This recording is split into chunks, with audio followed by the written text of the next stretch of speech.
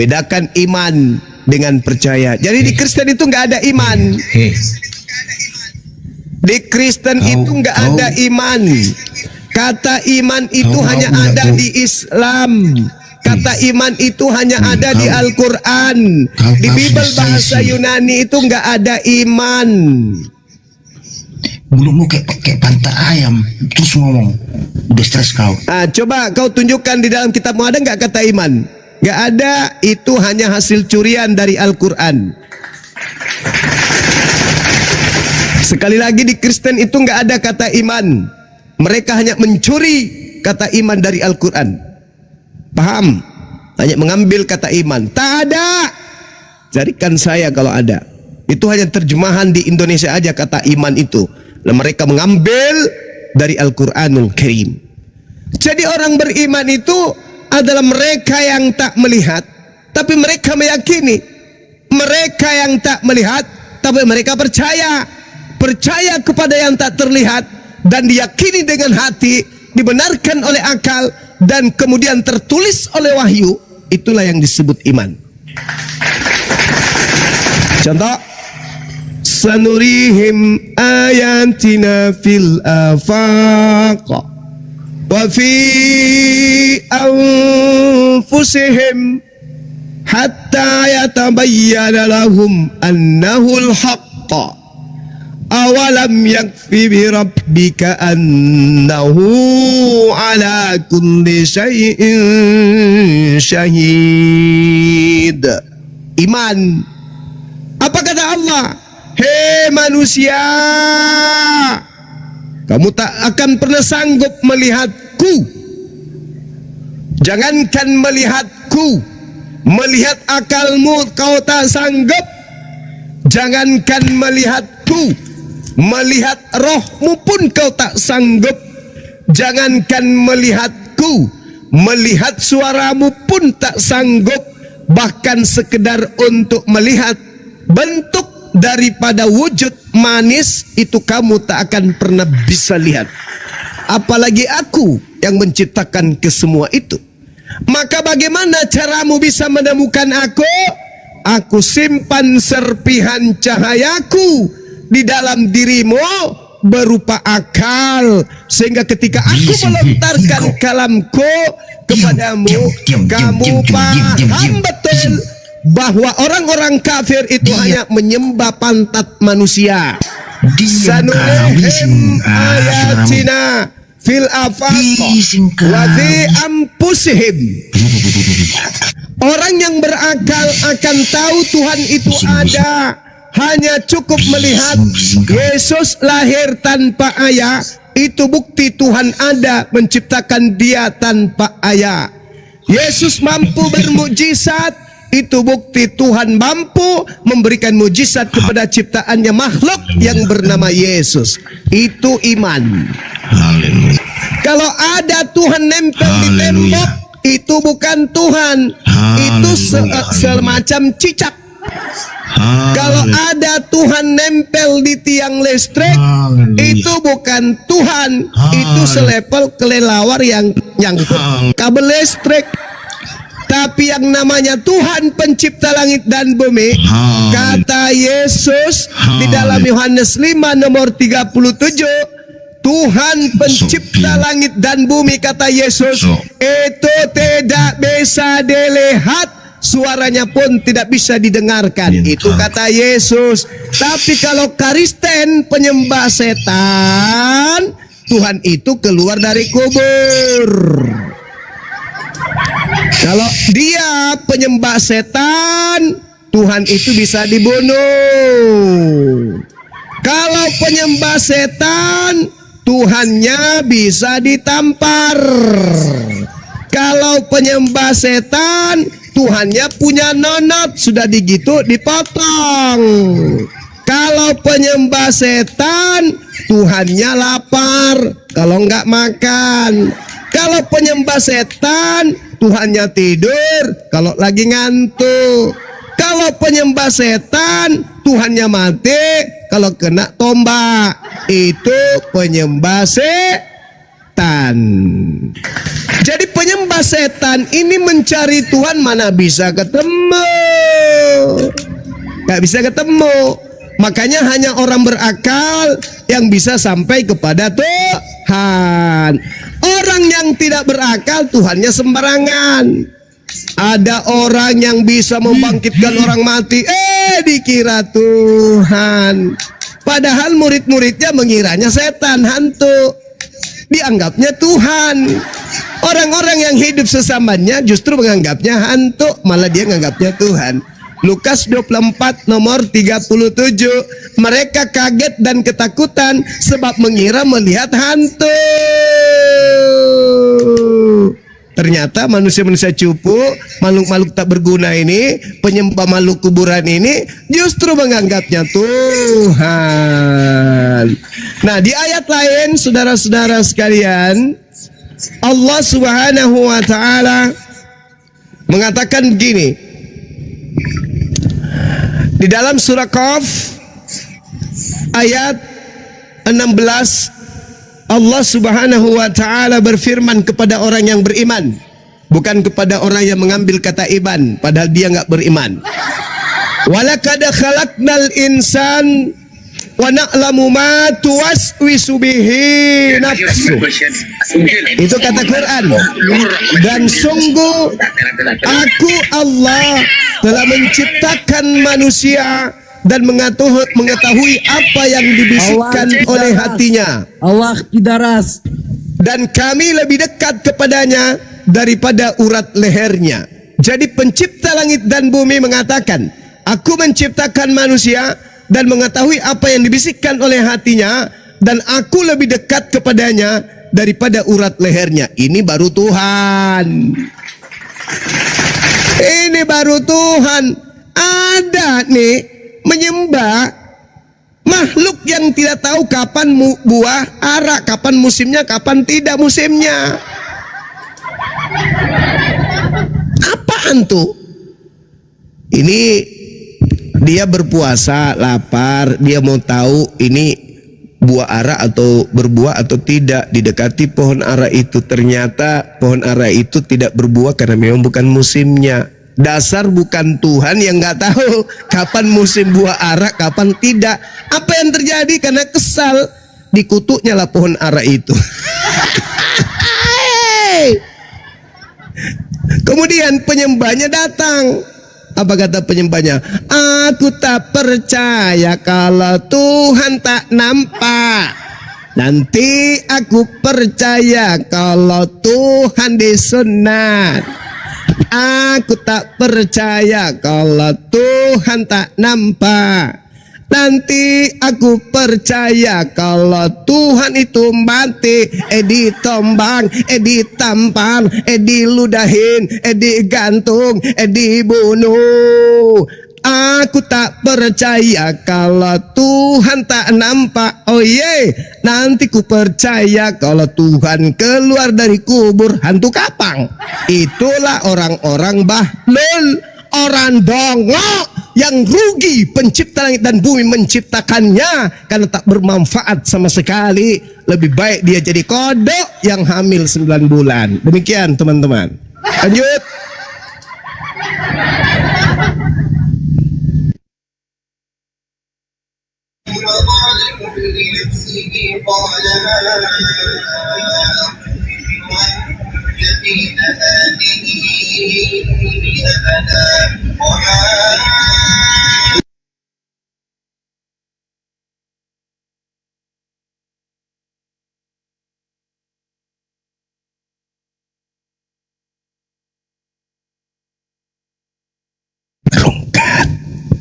Rungkat saudara-saudara.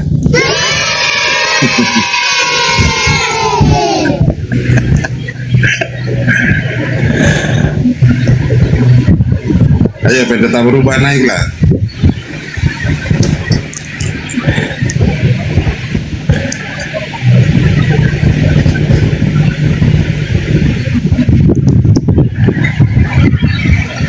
Aku tak percaya kalau Tuhan tak datang jadi bayi. Aku tak percaya kalau Tuhan tak jalan di atas air. Sungguh tak percaya kalau Tuhan tak digantung. Aku tak percaya kalau Tuhan tak turun pakai kumis. Dia harus turun makan ikan goreng, baru ku percaya dia beneran Tuhan. Kalau tidak ikan goreng, minimal minum madu, biar ketahuan kalau dia itu Tuhan. Syarat jadi Tuhan, kudu mati dulu. Kalau tidak mati, tak lulus jadi Tuhan. Roma 14 nomornya 9. Tuhan tetangga kita lulus jadi Tuhan. Hidup lalu mati, lalu hidup lagi. Itulah syarat jadi Tuhannya temanku. Aku jadi heran, Tuhan kok sama manusia. Ada yang lucu dari cerita ini. Tuhan butuh baju, Tuhan butuh makan, malah Tuhan butuh tidur. Pak, oh Pak, ku pingin laporan, Tuhan kita telah lahir. Pak, pingin ku laporan, tetangga sebelah sedang berunding dan berencana membunuh sang Tuhan. Pak, mau lapor, Pak, terima laporanku. Pak, ku gelisah kalau laporanku tidak digubris. Pak, lapor, kasihan tuannya. Pak, ingin lapor, apa hukuman bagi dia yang membunuh Tuhan? Kenapa Allah? Pak, ingin lapor, apa hukumannya bagi yang membunuh Tuhan? Pak, ingin lapor, apa pasalnya bagi mereka yang membunuh Tuhan? Pak, pingin lapor yang membunuh Tuhan kita, apakah dia pahlawan atau dia penjahat? Kalau tidak membunuh, siapa tebus dosa? Dan kalau dia membunuh, lawankah mereka? Bingung, bingung. Aku jawab apa? Bingung, bingung. Tak usah kau bertanya. Bingung di sana, bingung di sini. Cukup jawab saja, imani aja. Bingung, pening juga pening. Tuhan kok mati? Bingung, bingung. Tuhan kok mati? Emak, apa ini salah siapa? Hei kamu yang ngaku ganteng, lu juga yang ngaku cantik, ganteng cantik, tapi kok Tuhanmu gitu. Lu yang ngaku cerdas juga pinter, tetapi otak lu kejepit. Adakah masih mau datang besok? Satu ditambah satu belum sama dengan ditambah lagi satu. Satu ditambah lagi satu belum sama dengan ditambah lagi satu. Jawab yuk, jawab yuk, jawab yuk. Ayo dong, berapa jawabannya? Jawab yuk, jawab yuk. Satu ditambah satu belum sama dengan ditambah lagi satu. Satu ditambah satu belum sama dengan ditambah lagi satu. Jawab yuk, jawab yuk, jawab yuk. Berapa jawabannya Om? Gak bisa sama Edi. Om, berapa jawabannya? Om, Om genit. Berapa jawabannya Om? Om, aku masih SMA. Jangan diganggu dong. Jawab aja Om. Berapa jawabannya? Om. Muhammad Sofia. Aduh, Om kok ngomong sendiri sih Om? Jawabannya berapa Om? Kok ngamuk? Om. Ini yang bilang semua. Belum baik-baik. Yauduhu. Oh yauduhu. Ya yauduhu. Ya. Ya. Halo bro. Hai. Ada pertanyaan? Suaramu aku dikerasin yauduhu. Udah keras ini, emang masih belum ya? Nah ini udah. Kresek. Alhamdulillah. Iya. Tadi saya dengar membahas tentang Tuhan di dalam hidung. Gimana itu? Oh iya. Di Ayub 27:34. Oh, tentang itu ya. Roh Allah dalam hidungku katanya. Roh Allah kan Tuhan kan ya? Ya iyalah. Iya. Kenapa Tuhan dalam hidung? Oh. Kalau ide ya, di dalam kekristenan itu didasari dari Kejadian 2 ayat 7, di mana di situ tertera bahwa Tuhan Allah membentuk manusia itu dari tebu tanah dan menghembuskan nafas hidup ke dalam hidungnya. Artinya bahwa inti dari kehidupan manusia itu lewat hidung. Tanpa hidung, maka ketika nafas berhenti maka matilah manusia itu.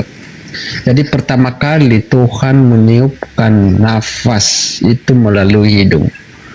Jadi secara keseluruhan itu bahwa hidup orang Kristen itu adalah bait Roh Kudus yang didiami di dalam tubuh kami, yang didasari 1 Korintus 6 ayat 19. Tidak tahukah kamu bahwa tubuhmu adalah bait Roh Kudus yang diam di dalam kamu? Nah, diperkuat lagi di dalam Mazmur 23 ayat 1. Di sana berbunyi bahwa Tuhan adalah gembalaku. Ketika Tuhan memenuhi segala tubuh kita, hidung. hidung. Bisa nggak Kristen itu kalau berdialog nggak usah bawa-bawa kitabnya agama lain? Bisa nggak? Karena Itu saya kan nggak bawa. itu kitab Bawa. Mazmur itu kitabnya orang Yahudi. Kejadian itu kitabnya Yahudi. Boleh nggak pakai kitabmu aja? Perjanjian baru. Sekali-sekali tampil pakaian sendiri dong. Jangan pakaian Yahudi aja terus dipakai. Oh, jadi menurut Bang Zuma, Mazmur itu adalah kitab orang Yahudi. Oh iya dong. Sejak kapan kitab itu kemudian diwahyukan untuk orang Kristen? Ada-ada aja. Itu kitabnya Yahudi. Coba. Mulai malam ini kamu belajar, saudara. Ketika berdialog dengan kami, jangan gunakan kitab agama lain, coba. Oh, kalau oke. Kalau- Gitu ya. Kalau saya dengar lagi, saya ngomong lagi nanti. Ya, saya mau meneruskan ini. Berarti Tuhan Yesus itu orang mana? Orang mana? Orang Tidak Arab? tanya Yesus. Yesus bukan Kristen. Yang saya tanya kamu, kawanku yang Kristen ini. Kristen ini nggak ada hubungannya dengan kitabnya Yahudi. Yesus orang Yahudi. Memang kitabnya itu Yesus. Yang saya tanya ke kamu sebagai Kristen, bisa nggak lain kali atau apa ke depan nggak usah lagi pakai kitabnya orang gitu. Itu kan kitabnya Yahudi. Coba pakai Kan kitabmu pengikut sendiri. orang Yahudi. Ya, kan bukan pengikut. kan Anda kan Yesus. bukan Yesus. Ya kami pengikutnya toh. Kata siapa? Loh, kata Alkitab, barang siapa yang mengikut aku, Nah itu ucapan Yesus kepada siapa? ya kepada muridnya lah. Ya kepada siapa pengikut. muridnya? Siapa muridnya? Ya termasuk Yohanes. Iya berarti orang Yahudi kan? Yes. Nah kamu orang apa? Saya orang Indonesia. Ya berarti bukan kamu. Nah, dia mengatakan Apa? Matius 28. Oh itu beda. Itu makhluk yang keluar dari kubur. Kalau makhluk yang keluar dari kubur itu ajarannya Roma, Galatia, Filipi. Itu Oke, ajarannya tentukan beda. tema. Kita tentukan tema apakah siapakah yang apakah kami Nggak Tentukan jadi tema, semedi, biar bisa nggak jadi semedi, kita fokus aja Bang Juma. Jadi lebih enak gitu loh. Iya, sekarang tolong kau tunjukkan kepada saya dalilnya Yesus mengakui aku diutus kepada seluruh manusia. Ada nggak? Di dalam Bible banyak itu. Mana? Coba tunjukkan, sepotong aja. Di dalam Hmm. Yohanes 3 itu 16 itu tertera secara eksplisit itu. Apa di situ? Begitu besar kasih karunia Tuhan akan dunia ini, Ya, dunia. sehingga Apakah dia itu- menganugerahkan anaknya yang tunggal. Siapa yang percaya kepadanya akan memperoleh hidup kekal. Yang tidak percaya mati dalam dosanya. Betul? Betul. Nah, Yesus berkata, aku diutus hanya kepada domba yang sesat dari umat Israel. Siapa yang percaya kepadanya akan memperoleh hidup yang kekal. Siapa yang tidak percaya mati dalam dosanya. Aku berkata kepadamu, aku hanya diutus kepada domba yang sesat dari umat Israel. Percaya nggak ente? Termasuk orang Israel karena itu bagian dari Kok jadi ambigu, Cak Ayu. Aku diutus hanya kepada domba yang sesat. Anda percaya kepada Yesus dengan ucapannya itu? Yes. Ah, Anda sendiri orang mana? Indonesia. Ada nggak Yesus mengatakan aku diutus untuk orang Indonesia? Di dalam konteks yang Anda bawakan itu merujuk kepada orang Yahudi. Nah, memang dia hanya untuk orang Yahudi. Percaya nggak? Percaya nggak? Oke. Percaya nggak? Percaya dulu. Percaya nggak? Iya percaya. Ya udah. Oke. Kalau percaya selesai.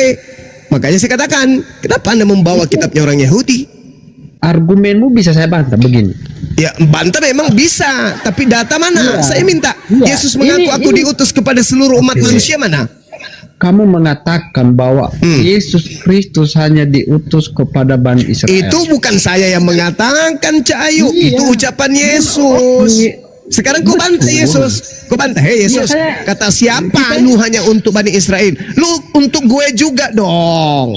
Nah, mana dalilnya? Nah, Yesus bertanya, mana ucapan saya yang seperti itu? Apa jawabanmu? Oke. Kita sekarang berdialektika tentang Tuhan Yesus datang kepada siapa sih? Kita sekarang kan membahas itu. Kan dalilnya respon. Iya. Apa kata Yesus? Aku diutus hanya kepada domba yang sesat dari umat mana? Bani Israel. Nah, Anda percaya itu? Yes. Ya, sekarang Anda Bani apa?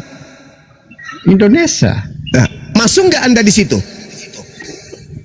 Saya bukan orang Israel. Berarti Anda pertanyaan saya, masuk nggak Anda di situ? Enggak. Nah, enggak.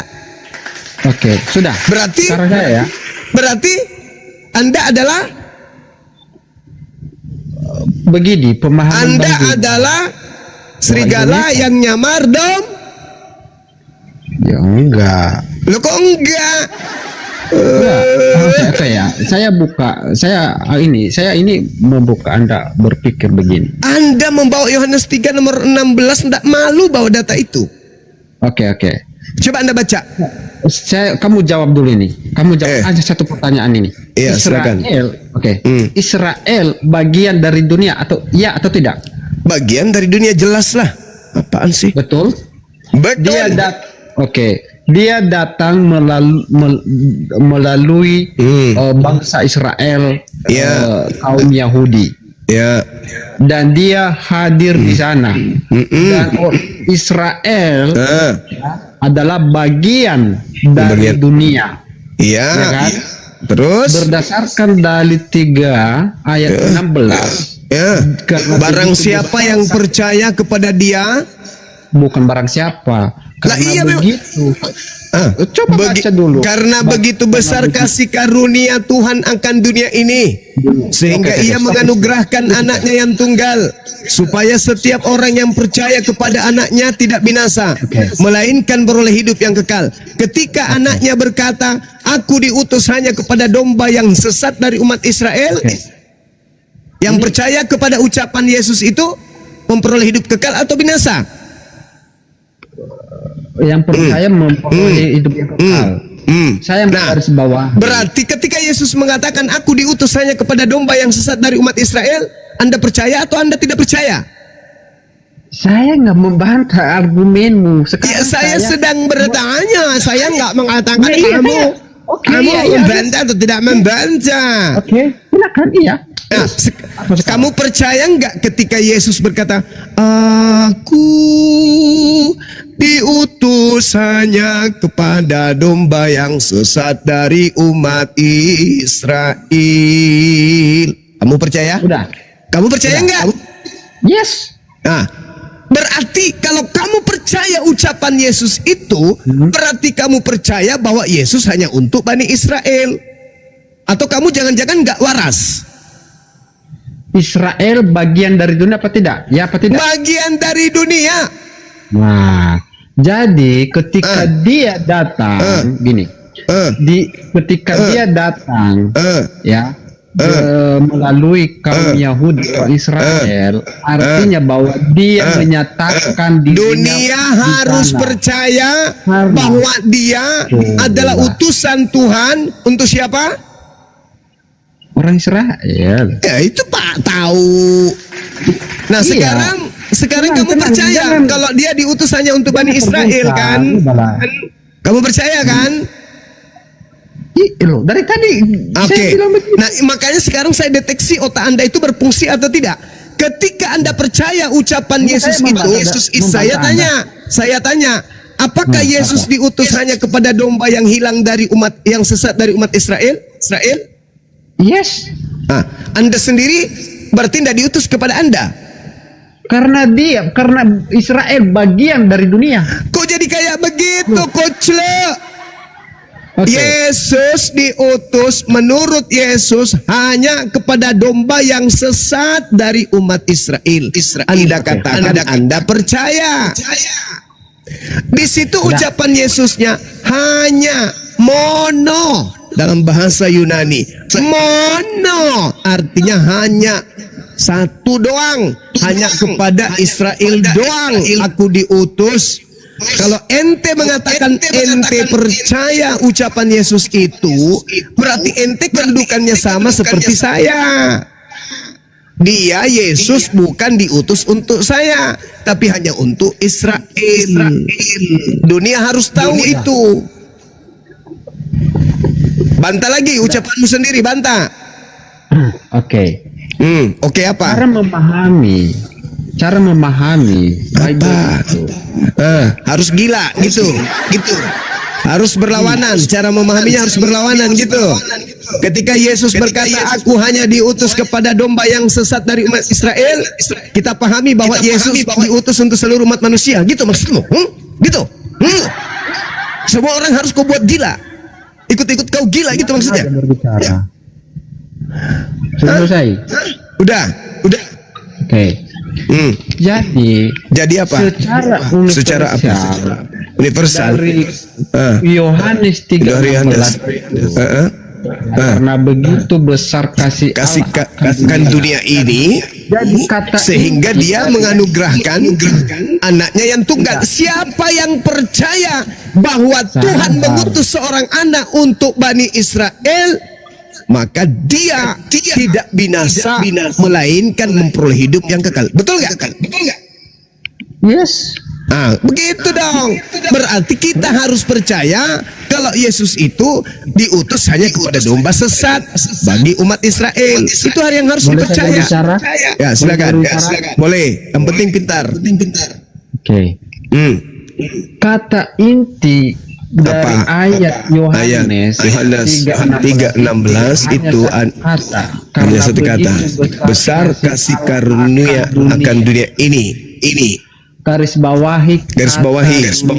Iya. Sehingga apa maksudnya tuh? Dunia. Apa maksudnya? Dunia. Sabar Apa maksudnya? dulu. Apa Sabar maksudnya dulu. dunia?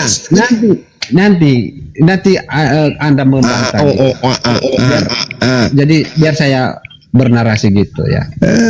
Jadi kata inti dari itu adalah dunia. Dunia.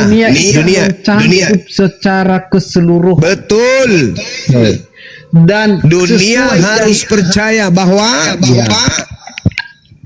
sesuai janjinya bahwa keselamatan itu datang dari Yahudi. mulai ngaco. Ucapan siapa lagi tuh yang kau bawa? Kucelo. Dalilnya sudah jelas. Karena begitu besar kasih karunia Tuhan akan dunia ini, sehingga Tuhan mengaruniakan anaknya yang tunggal, supaya setiap orang yang percaya kepada anaknya tidak binasa. Sekarang Yesus berkata, aku diutus hanya kepada domba yang sesat dari umat Israel. Percaya nggak? Iya, saya percaya. Ya sudah, berarti Yesus ini diutus untuk siapa? Dari konteks itu. Saya ulang. Jadi menurut pengakuan Yesus, dia harus dipercayai kalau dia itu diutus untuk siapa? Israel. Udah titik. Berarti kamu percaya bahwa Yesus diutus bukan untuk kamu kan? Sudah selesai. Saya bertanya, berarti kamu sudah percaya bahwa Yesus itu diutus bukan untuk kamu? Ya, saya juga diutus karena dalilnya banyak sekali. Karena Israel adalah Berarti bagian dari kamu tidak percaya. Berarti kau tidak percaya. Berarti kau binasa. Coba jangan motong ketika saya bernarasi. Enggak perlu. Nah, itu kan. Enggak perlu. Kau mengatakan terjadi dialektika ketika Yesus berkata, aku diutus hanya kepada domba yang sesat dari umat Israel. Kamu percaya enggak? Percaya. Berarti kamu percaya kalau Yesus itu diutus bukan untuk kamu. Tidak. Berarti kau gila. Kau gila itu namanya. Kamu barusan mengatakan percaya kalau Yesus itu diutus hanya kepada domba yang sesat dari umat Israel. Saya tanya, berarti kalau kau percaya ucapan Yesus tersebut, maka kamu percaya bahwa Yesus diutus bukan untuk kamu. Enggak, Yesus diutus untuk aku juga dong. Hei, otak kau itu perlu ditambal pakai las. Retak otak kau itu, retak. Gara-gara kau menjadi oten, otakmu gak berfungsi normal. Di sisi lain kau mengatakan kamu percaya ucapan Yesus yang berkata, aku diutus hanya kepada domba yang sesat dari umat Israel. Kamu bukan umat Israel, tapi kamu tidak percaya kalau Yesus itu tidak diutus untuk kamu. Sudah berapa ton dedak kau makan sampai otakmu begini? Sudah. Oke. Coba ya kalau kita berdiskusi, saling mendengarkan, saling menghargai. Apa yang saya mau dengarkan di subuh seperti ini di saat saya ngantuk? Saya mendengarkan nenek sihir menjelaskan sesuatu yang tidak menjelaskan tapi mengaburkan, kucluk. Gini Bang Rima. Jadi Anda selesaikan narasimu biar saya selesaikan. Biar terjadi dialog. Dengarkan, waktu saya singkat, saya mau istirahat. Apakah ketika Yohanes 3:16 ini Tuhan mengatakan siapa yang percaya kepada Yesus tidak binasa, betul? Yes. Yang tidak percaya kepada Yesus binasa, betul? Yes. Yesus berkata, aku diutus hanya kepada domba yang sesat dari umat Israel. Posisi Anda percaya atau tidak percaya? Percaya. Oke, tepuk tangan. Berarti Anda tidak binasa. Nah, sekarang kita uji apakah Anda pembohong atau Anda itu penipu, apakah Anda itu setan yang suka menipu dan menjerat orang dengan tipu daya. Saya mau tanya, apakah Yesus itu tidak diutus untuk Anda karena Anda bukan domba yang sesat dari umat Israel? Apa jawaban saudara? Dia datang ke dunia. Dia datang ke dunia berdasarkan dalil. Karena dunia itu mencangkup segala keseluruhan. Sedangkan Israel itu adalah bagian dari dunia. Dunia harus tahu bahwa Yesus itu diutus kepada siapa? Kepada Israel, karena kepada Israel. Berarti dunia itu mencakup seluruhnya, termasuk mencakup ente kan? Berarti dunia harus tahu Yesus hanya untuk Israel. Dunia berarti ente juga. Berarti ente harus tahu bahwa Yesus untuk Israel saja. Sekarang saya tanya, apakah Anda percaya Yesus tidak diutus untuk Anda yang bukan domba dari Israel? Gimana? Nah kan mulai teman-teman. Enggak, dari tadi Anda kan banyak Anda adalah bagian dari dunia. Yes. Berarti Anda adalah, kalau percaya, berarti Anda harus tahu, Anda harus menerima, harus ikhlas menerima bahwa Yesus itu tidak diutus untuk Anda, tapi hanya untuk domba yang sesat dari umat Israel. Setuju nggak? Diutus kepada Bani Israel, tidak diutus kepada saya. Iya. Ya, kalau dia diutus kepada saya juga datang kepada saya. Karena dia Astagfirullahaladzim. Berarti Anda tidak percaya. Kamu pembohong, berarti kamu munafik, kamu ular tua. Tadi Anda mengatakan saya percaya Yesus diutus hanya kepada domba yang sesat dari umat Israel. Sekarang Anda mengatakan Yesus diutus untuk saya juga. Sementara Anda sadar Anda bukan domba dari Israel. Anda mau saya lempar asma atau saya lempar tutup panci? Pilih mana? Pilih mana? Hah? Kalau narasi itu, pilih mana? Asma atau tutup panci? Pilih mana? Jika Anda memiliki argumen yang baik, Anda menghargai orang yang... Bagaimana saya mau menghargai penyesat, pembohong, penipu kayak kau? Kau yang menjadikan dirimu dihinakan, dinistakan di sini. Paham? Saya mencoba untuk mengangkat harkat derajatmu, tapi kamu berupaya menjatuhkan dirimu. Kamu mengatakan percaya. Yesus berkata, aku diutus hanya kepada domba yang sesat dari umat Israel. Di mana implementasinya, siapa yang percaya kepada Yesus tidak binasa? Kamu mau binasa? Enggak mau. Berarti mau tidak mau, you kudu wajib percaya ucapan Yesus yang mengatakan, aku diutus hanya kepada domba yang sesat dari umat Israel. Kalau ente tidak mau binasa, maka ente harus ikhlas mengakui Yesus hanya untuk Yahudi, bukan untuk saya. Mau binasa atau mau hidup? Sama begini ya, kalau seandainya Anda menekankan begitu, sama Anda artinya bahwa Anda juga adalah termasuk orang Indonesia. Anda, kenapa Anda menjadi orang Arab? Karena Nabi Muhammad diutus untuk seluruh manusia. Saya manusia. Oke. Al-Quran mengatakan, ya ayuhan nas, inni rasulullahi ilaikum jami'a. Al-Quran tuh yang mengatakan, Oke. wahai seluruh umat manusia, sesungguhnya aku ini adalah rasul utusan Allah untuk kalian semua. Saya manusia, berarti beliau diutus untuk saya juga. Nah, saya minta, mana ucapan Yesus saya diutus untuk seluruh umat manusia? Ada nggak? Ada nggak? Bagaimana Ada nggak? dengan dari surat Ibrahim ayat 4? Dia mengatakan begini. Kami tidak mengutus seorang rasul pun, melainkan dengan bahasa kaumnya. Wah, itu betul. Ia- Itu supaya betul. ia dapat memberi penjelasan. Itu 100% Oke. betul. Sekarang Nabi Apa? Muhammad kaumnya apa? Nabi Muhammad itu Kaumnya? adalah orang Arab. Arab. Kaumnya? Arab. Kaumnya Arab. Al-Quran datang diwahyukan pakai bahasa apa? Bahasa Arab. Ya, salah nggak? Apakah Anda orang Arab? Apa orang Saya bukan kaumnya di mana beliau menerima wahyu. Stop dulu. Kamu orang Arab apa orang Indonesia? Saya bukan kaum Arab ketika beliau kemudian menerima wahyu.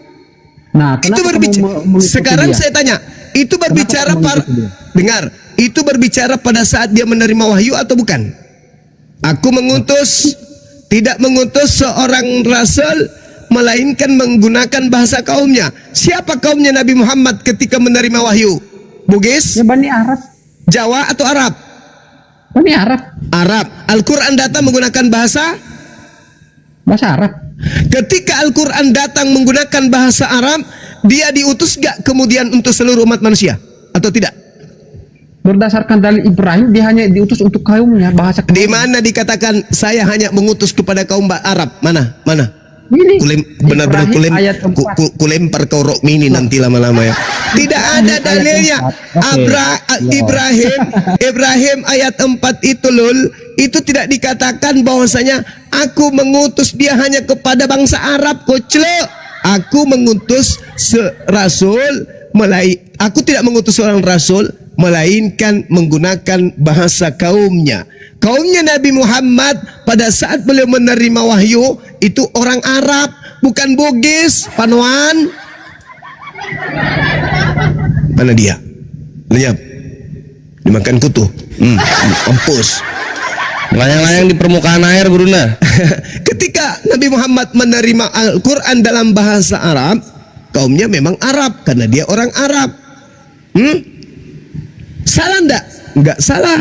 Nah, ketika Al-Quran sudah ada pada Rasulullah, Allah memerintahkan menyampaikan Quran itu kepada seluruh umat manusia. Litubayyina linnas. Itu Al-Quran mengatakan, An-Nahl ayat 44. Paham situ ya? Nah, Yesus mengaku, udahlah kau hancurlah pokoknya. Kau itu belajar lagi, kurangi makan babi, kurangi makan anjing supaya otakmu itu bisa berfungsi. Kau naik lagi, aku sudah mau istirahat ini.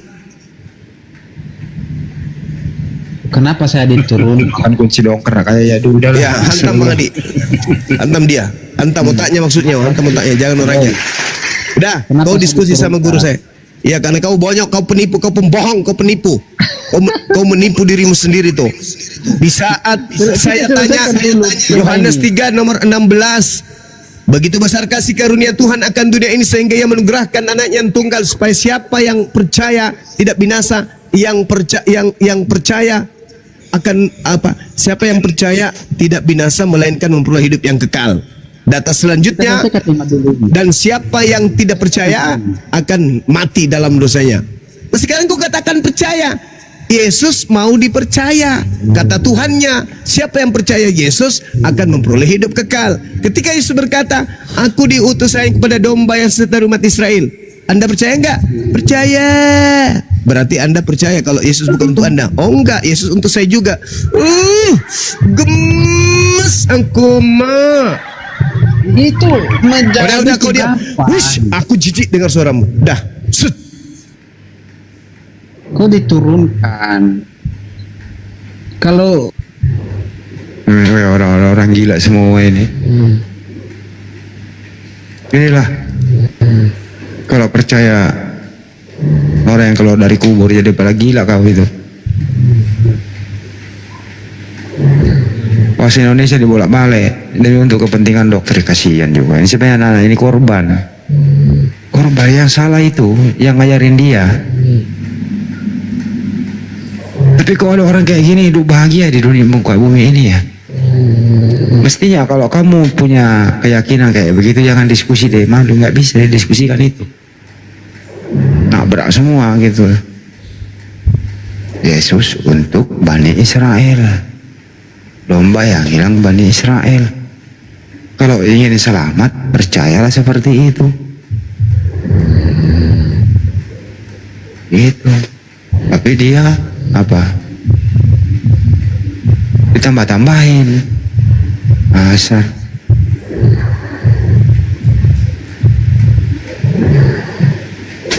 Ucu 316. Ucu 316.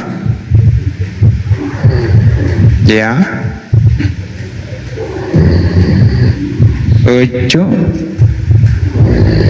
Ucu. Ngorok ini.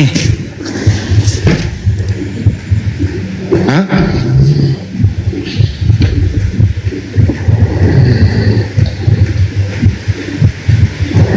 Kau mau naik lagi ya, Du? Naik kau lagi di sini.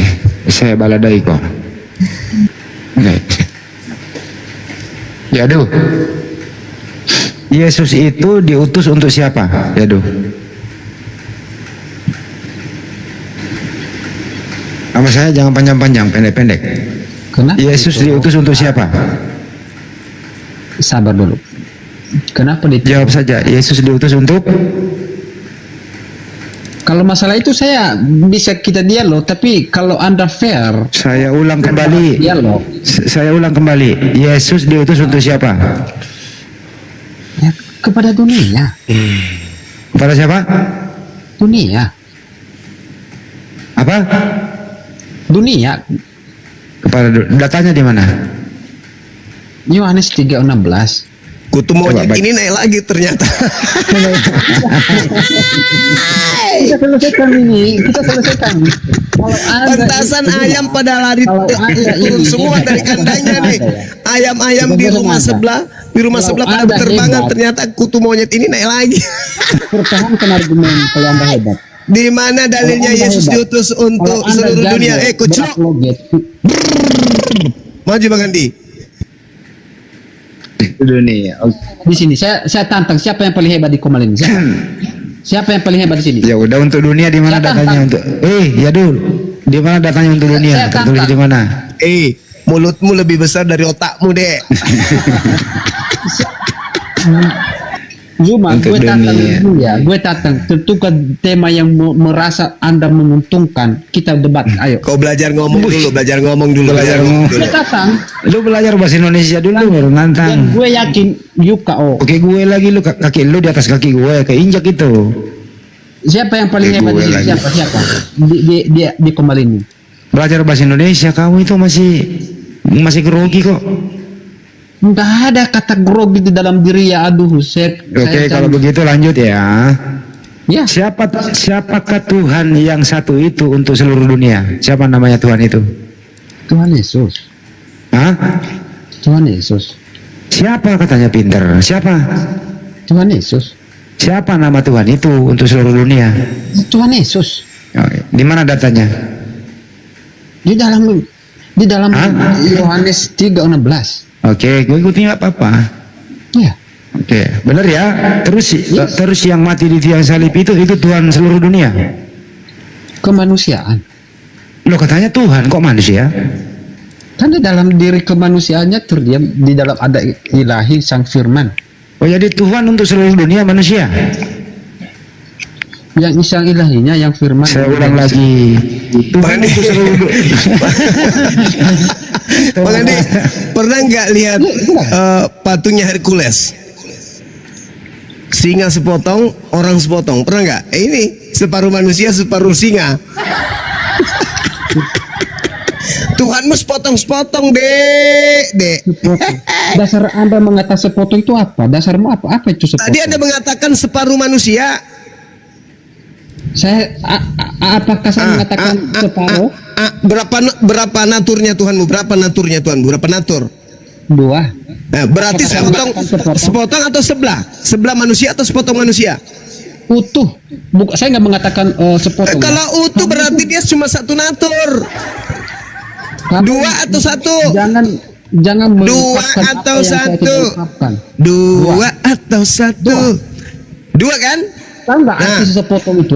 Kamu tahu nggak arti sepotong? Iya, sepotong itu berarti satunya satu beda dan di bagian satunya juga beda. Nah ini kan kacau. Sekarang begini, Tuhanmu itu Tuhanmu 2 natur. Sekarang 2 natur Tuhanmu. Ketika saya Sekarang Tuhanmu 2 natur. Dengar, Tuhanmu 2 natur. Oke? Natur manusianya berapa persen? Pertanggungjawabkan kata-katamu dulu. Sepotong itu apa?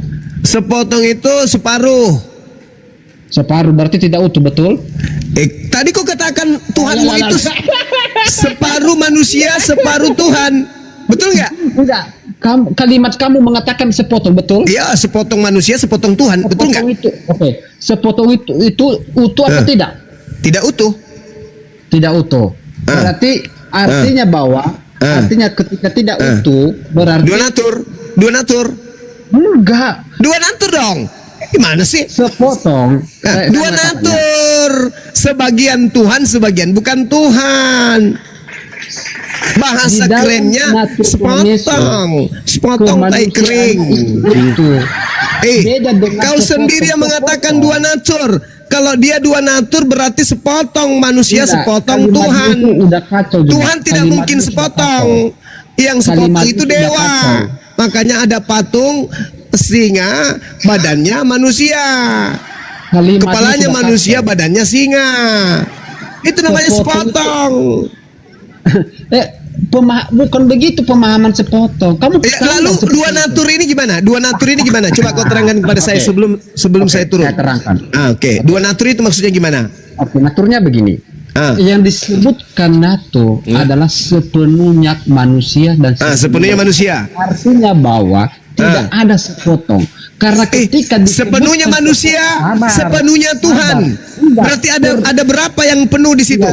Ada berapa yang penuh? Ada berapa yang penuh? Ada berapa yang penuh? Sepenuhnya manusia 1, sepenuhnya Tuhan 2. Ketika dia digabungkan ada berapa? Kasih dulu bicara itu. Ketika dia digabungkan ada berapa? Kalimatmu sudah kacau cuma. Saya kasih tahu sama. Ketika digabungkan sepenuhnya manusia. Sekarang begini, saya tanya sederhana. Kalau dengar. Kalau dengarkan supaya saya ajarin kamu. Kalau dalam diam kau. Ular tua diam. Saya bicara sama Jadu. Sekarang saya tanya. Kalau dalam satu toples sepenuhnya isinya adalah adalah pasir, apakah bagi toples ini masih ada beras? Karena sudah sepenuhnya pasir, masih ada nggak beras di situ? Jadi masukkanlah kau ke toples. Berarti tidak sepenuhnya beras. Berarti tidak sepenuhnya pasir. Monyet. Yang namanya pasir ya pasir lah. Iya, sepenuhnya pasir. Sepenuhnya pasir, masih bisa nggak di situ ada sebagiannya emas? Ya enggak. Ya enggak. Ketika sepenuhnya manusia, masih ada nggak di situ sebagiannya hewan? Ya enggak. Terus sebagiannya Tuhan? Sebagian memenuhi hidupnya, memenuhi kemanusiaannya. Memenuhi tubuh. Masalang generasi. Tadi ketawa, tadi satu toples tadi itu sepenuhnya beras. Kacau. Apakah di situ bisa setengahnya padi? Kau bilang tidak, karena sudah penuh beras, pasir. Sepenuhnya manusia, apakah bisa setengahnya hewan? Tidak. Sepenuhnya manusia, apakah bisa sebagiannya Tuhan? Bisa. Otakmu rusak. Kristen mengajarimu gila. Kok begini sih? Ya, Kualitas sepenuhnya aku- manusia. Kalau sudah sepenuhnya manusia, begini kualitas ada nggak aku pada logiknya? dirinya hewan? Beginikah kualitasmu Zuma? Yes. Kamu Kalau ngocos dari tadi terus. kalau sepenuhnya laki-laki, ada nggak di sana perempuan? Kalau Anda itu orang apologet, artinya Kalau Anda sepenuhnya laki-laki, membantah apakah argumen pada orang lawan itu loh. ada perempuan? Ayo, kamu misalnya kamu laki-laki, kamu sepenuhnya laki-laki, apakah pada dirimu ada perempuan? Ayo, sepenuhnya loh, sepenuhnya manusia, sepenuhnya manusia, sepenuhnya berarti semuanya manusia. Apakah pada sepenuhnya manusia ada binatang, ada hewan? Tidak ada. Tidak ada. Apakah pada dirinya ada unsur malaikat? Tidak ada. Apakah pada dirinya ada ketuhanan? Ya. Loh. Tadi katanya sepenuhnya manusia.